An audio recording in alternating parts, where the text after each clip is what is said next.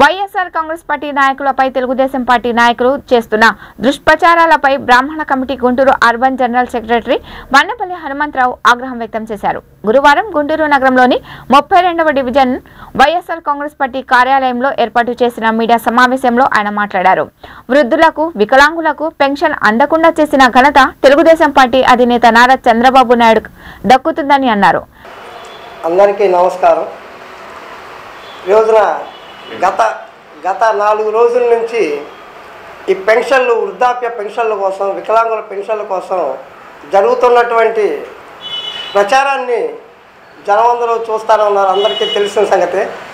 అయితే ఏదైతే మా గౌరవ ముఖ్యమంత్రి వర్యులు జననేత జగన్మోహన్ రెడ్డి గారు పాదయాత్రలో ఏదైతే చెప్పాడో, అవ్వా తాతలకి అందరికీ కూడా పెన్షన్ని ఖచ్చితంగా 1వ తారీఖునే అందరికీ ఇంటికి పంపిస్తామని చెప్పి దాన్ని ఒక పార్టీకో, ఒక కులానికో, ఒక మతానికో ఆపాదిస్తున్నారని చెప్పి అనే ఉద్దేశంతో అని మాట్లాడంటారనే ఉద్దేశంతో సచివాలయ వ్యవస్థను పెట్టి, దానికి సచివాలయ వ్యవస్థ వాలంటీర్ల ద్వారా ప్రతి ఇంటికి ఒక పార్టీ, కులము, మతము, ప్రాంతం చూడకుండా ప్రతి నెల 1వ తారీఖున కరెక్ట్గా ఇంటికి వెళ్ళి ఎవరైతే అర్హులైతే ఉన్నారో, వృద్ధులు కానివ్వండి, వికలాంగులు, ఇతర పెన్షన్లు కూడా ఇస్తూ ఉన్నటువంటి కార్యక్రమాన్ని ఓర్చుకోలేనటువంటి ప్రతిపక్ష పార్టీ తెలుగుదేశం పార్టీ ఈ రోజున ఆ రోజు ఈసీ ఎన్నికల కమిషనర్ ఎవరైతే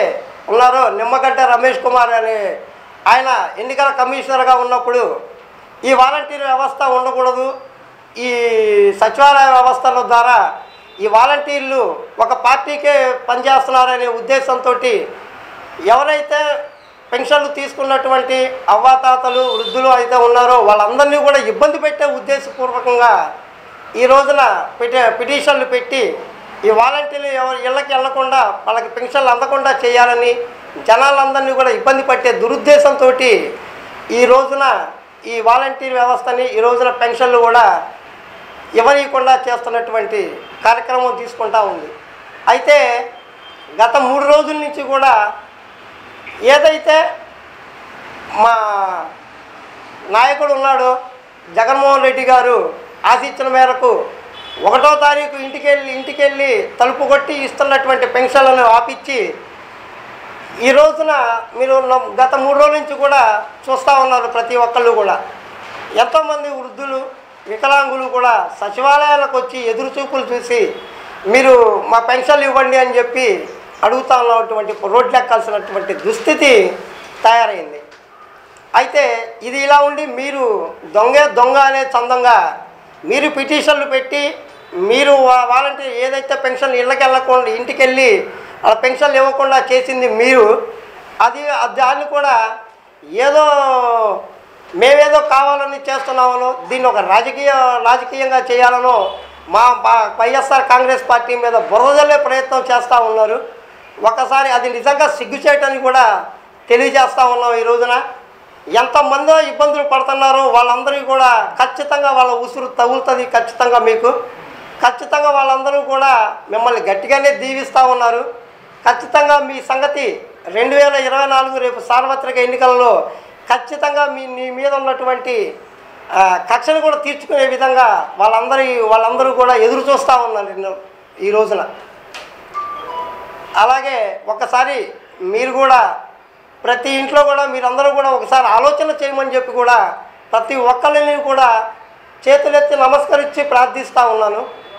ఇప్పటిదాకా జరిగినటువంటి నవరత్న పథకాలలో మీ ఇంటికి కరెక్ట్గా చేరితేనే, మీ ఇంట్లో లబ్ధి చేకూరితేనే నాకు ఓటేయండి అనేటటువంటి దమ్మున్న నాయకుడు మా జగన్మోహన్ రెడ్డి గారు. అయితే ఇటువంటి మీకు మొన్న ఒక అతను వచ్చాడు, ఎన్ఆర్ఐ నుంచి వచ్చానని చెప్తా అందరికీ చీరలు పంచి పెడతానని చెప్పి తీసుకొని వెళ్ళాడు. ఆ రోజు తొక్కిసలాటలో 6-7 చనిపోయినటువంటి పరిస్థితి.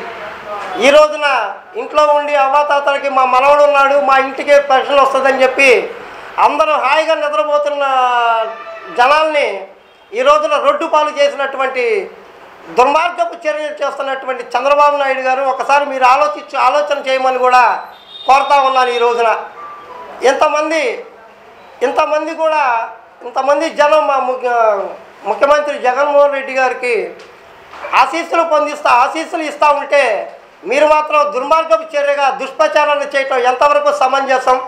ఒక్కసారి ఆలోచన చేయాలి. ప్రజలందరూ కూడా ఒకసారి ఆలోచన చేయమని చెప్పి కూడా ప్రతి ఒక్కరిని కోరుతా ఉన్నా.